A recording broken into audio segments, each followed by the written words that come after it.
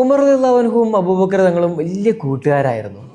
എപ്പോൾ കണ്ടുമുട്ടുമ്പോഴും അബൂബക്കർ റളിയല്ലാഹു ആണ് ആദ്യം സലാം പറഞ്ഞിട്ട് തുടങ്ങുക. അപ്പോൾ ഉമർ റളിയല്ലാഹു സലാം അടക്കും. എപ്പോഴും അങ്ങനെയാണ്. ഒരു ദിവസം അബൂബക്കർ റളിയല്ലാഹു ഉമർ റളിയല്ലാഹുവിനെ കണ്ടപ്പോൾ സലാം പറഞ്ഞില്ല. അത് ഉമർ റളിയല്ലാഹുവിന് വളരെ വിഷമായി.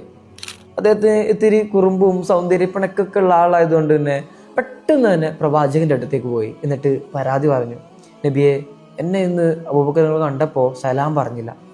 പ്രവാചകൻ ഉടനെ അബൂബക്കർ തങ്ങളെ വിളിച്ചു വരുത്തി കാര്യം അന്വേഷിച്ചു.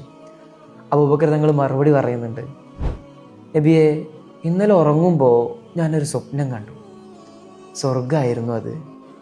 സ്വർഗത്തിലെ അതിമനോഹരമായ കാഴ്ചകളൊക്കെ കണ്ടിങ്ങനെ നടന്നു നീങ്ങുമ്പോൾ മനോഹരമായ ഒരു ബംഗ്ലാവ് കണ്ടു നബിയെ. ഞാൻ അവിടുന്ന് ചോദിച്ചു, ആർക്കാണ് ഇത്രയും മനോഹരമായ ബംഗ്ലാവ്? അവിടുന്ന് മറുപടി പറഞ്ഞു, രണ്ട് സ്നേഹിതന്മാർ കണ്ടുമുട്ടുമ്പോൾ ആദ്യം സലാം പറഞ്ഞുകൊണ്ട് തുടങ്ങുന്നവർക്കുള്ളതാണ് ഇത്രയും മനോഹരമായ സ്വർഗത്തിലെ ഈ ബംഗ്ലാവ്. പിറ്റേന്ന് ഉറക്കമുണർന്ന് രാവിലെ ഉമറിനെ കണ്ടപ്പോൾ ആ ബംഗ്ലാവ് ഉമറിന് കിട്ടട്ടെ എന്ന് ഞാൻ ആശിച്ചു പോയി. അതുകൊണ്ടാണ് ഞാൻ സലാം പറയാതിരുന്നത്. ഇതിലും മനോഹരമായ ഒരു സ്നേഹത്തിൻ്റെ കഥ മുൻപ് എവിടെയാണ് നാം കേട്ടിട്ടുള്ളത്?